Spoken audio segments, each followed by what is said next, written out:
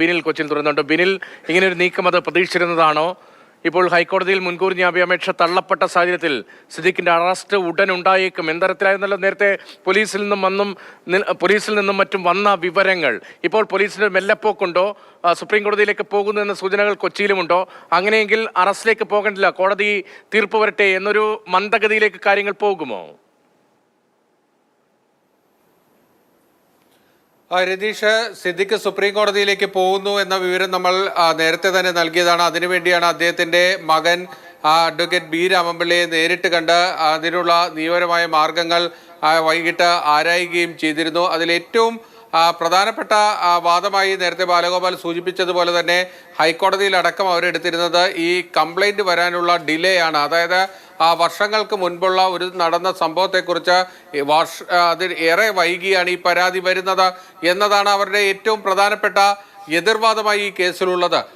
ഈ കേസ് മറ്റ് ഈ ഹേമ കമ്മിറ്റി റിപ്പോർട്ടിലെ വന്നതിന് ശേഷം വന്ന മറ്റ് ആരോപണങ്ങൾ ഒരുപാട് താരങ്ങൾക്കെതിരെ ഉണ്ടായി. അതിൽ നിന്നെല്ലാം ഈ സിദ്ദിഖിന്റെ കേസിന് ഒരു വ്യത്യാസമുണ്ട്.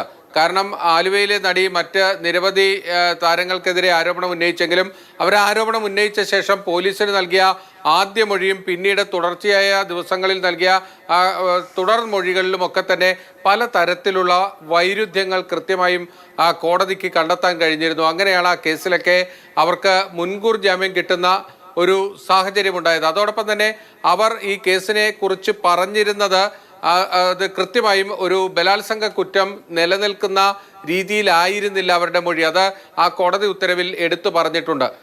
ഇവിടെ സിദ്ദിഖിന്റെ കേസിലേക്ക് വരുമ്പോൾ അതിലുണ്ടായ ഏറ്റവും പ്രകടമായ വ്യത്യാസം എന്നത് ഈ സിദ്ദിഖിന്റെ കേസിൽ എവിടെ വെച്ച് ഈ സംഭവം നടന്നു എന്നത് കൃത്യമായി പരാതിക്കാരി പോലീസിനോട് പറഞ്ഞിരുന്നു. ആ ദിവസം സിദ്ദിഖ് തിരുവനന്തപുരത്തെ മസ്കോട്ട് ഹോട്ടലിൽ ഉണ്ടായിരുന്നു. അതിന് സ്ഥിരീകരണം ലഭിച്ചിരുന്നു. ഈ പരാതിക്കാരി സിദ്ദിഖിന്റെ കാണാനായി ആ ഹോട്ടലിൽ എത്തിയെന്നതിന് ആ സ്ഥിരീകരണമുണ്ടായി. ഈ വന്നതോടുകൂടി തന്നെ ആ സ്ഥലത്ത് ഈ രണ്ടു പേരുടെയും സാന്നിധ്യം ഉറപ്പിക്കാൻ കഴിഞ്ഞു എന്നതാണ് ഇതിൽ ഏറ്റവും പ്രധാനപ്പെട്ട കാര്യം. അതിനുശേഷം പിന്നീട് ഈ പരാതി വൈകിയത് സംബന്ധിച്ചിട്ടുള്ള ആക്ഷേപങ്ങളാണ് പ്രതിഭാഗത്തിന് പ്രധാനമായും ഉണ്ടായിരുന്നത്. അതോടൊപ്പം തന്നെ ഈ പരാതിക്കാരിയുടെ സ്വഭാവ രീതി സംബന്ധിച്ചും ചില വിമർശനങ്ങൾ ഉന്നയിച്ചു. അതിനെല്ലാമാണ് കോടതി ആ ഉത്തരവിൽ നിശ്ചിതമായ വിമർശനങ്ങളിലൂടെ മറുപടി നൽകിയിരിക്കുന്നത്. എന്തായാലും ഇനി സുപ്രീം കോടതിയിലേക്ക് പോകുമ്പോൾ സിദ്ദിഖിനെ സംബന്ധിച്ചിടത്തോളം അത് കോടതിയുടെ മുന്നിലേക്ക് എത്തി ബെഞ്ചിൽ നിന്ന് ഒരു അറസ്റ്റ് തടഞ്ഞുകൊണ്ടുള്ള ഉത്തരവ് കിട്ടുന്നില്ല എങ്കിൽ ഏത് നിമിഷവും അറസ്റ്റ് ഉണ്ടാകാനുള്ള സാധ്യത തന്നെയാണുള്ളത്. SIT അതിനുവേണ്ടിയുള്ള തിരച്ചിൽ ആരംഭിച്ചു കഴിഞ്ഞിട്ടുണ്ട്.